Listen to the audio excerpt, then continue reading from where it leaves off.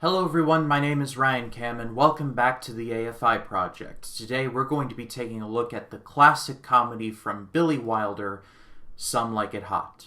This was written and directed by Wilder and it stars Jack Lemmon, Tony Curtis, and Marilyn Monroe.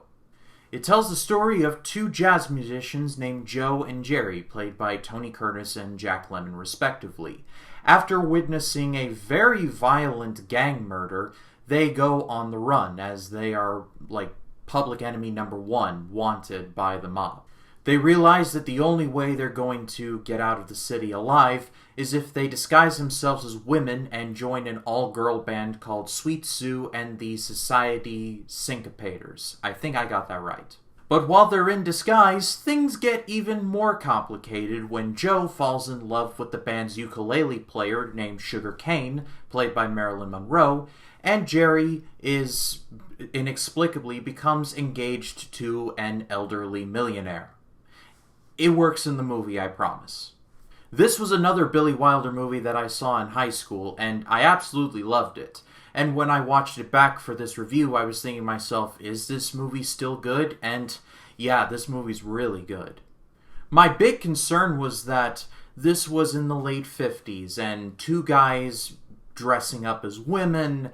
I'm not sure how well that's going to age. I'm not trying to say it's problematic. I'm not trying to be like that, but we're a more enlightened people than we were back then. So I was afraid that some of the jokes were just going to be just very tasteless.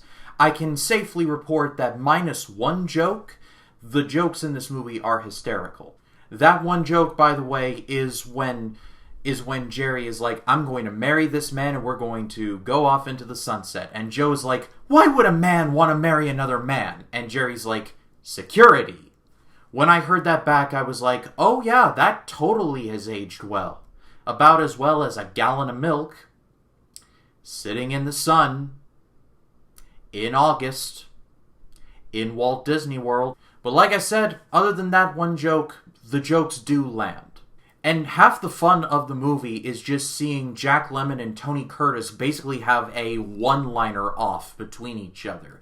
It's like from the word go, those two are just like going at each other, and it's kind of beautiful. Jack Lemmon, of course, would have a long career. He would end up winning an Oscar for another Billy Wilder movie called The Apartment, and that's another installment of the AFI project. And Tony Curtis would have a very lengthy career as well. I remember him most for being in the movie The Great Race, which inspired the Hanna-Barbera cartoon series The Wacky Races. And Marilyn Monroe was surprisingly good in this as well. In my research, I found that this was about at the peak of her drug use, and I heard that she had been messing up her lines a lot. She had one line where she knocks on the door and she says, "It's me, sugar." Well, there were several takes where she was saying, "It's sugar me," or "sugar it's me," or some combination of the three. This kind of made me laugh a little harder than it was probably supposed to, but I read a quote from Billy Wilder about Marilyn Monroe in this movie, and he said that while she was wonderful to work with and was good in the movie, quote, "I have discussed this with my doctor and my psychiatrist, and they tell me I'm too old and too rich to go through this again." Who am I to argue with? That's just funny. I think what makes the movie work is the fact that it operates on action movie logic. It's like, from the very start of the movie, it just moves. There isn't a single moment to breathe. It's just one-liners on top of one-liners, plot twists come out of nowhere, and our two guys have to adapt to what all is going on. And just when you think it's over, it gets immediately worse. Probably one of the best examples of this is when the two guys are trying to leave the hotel that they're staying in with the all-girl band, and they're in their disguises and they're walking out, and in the compact mirror they see the gangsters that are after them are literally right behind them. In a great piece of filmmaking, by the way. They get spotted and they run, and they literally change clothes midstream. They accidentally run into a secret gang meeting where they witness yet another shooting. They disguise themselves as a guy in a wheelchair and a bellboy. It's like nonstop stuff on top of stuff. But Unlike other movies, Billy Wilder balanced it very well. There were a lot of balls in the air, and Billy Wilder caught pretty much all of them. I still don't quite know how he structured it. All I do know is that I believe Some Like It Hot is one of the best comedies ever.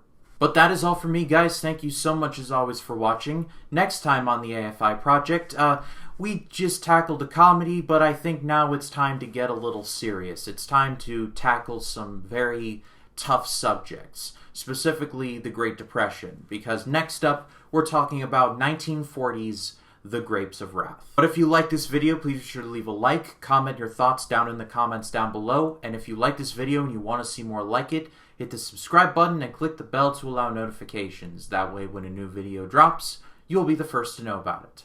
My name is Ryan Cam, and I'll see you in the next one.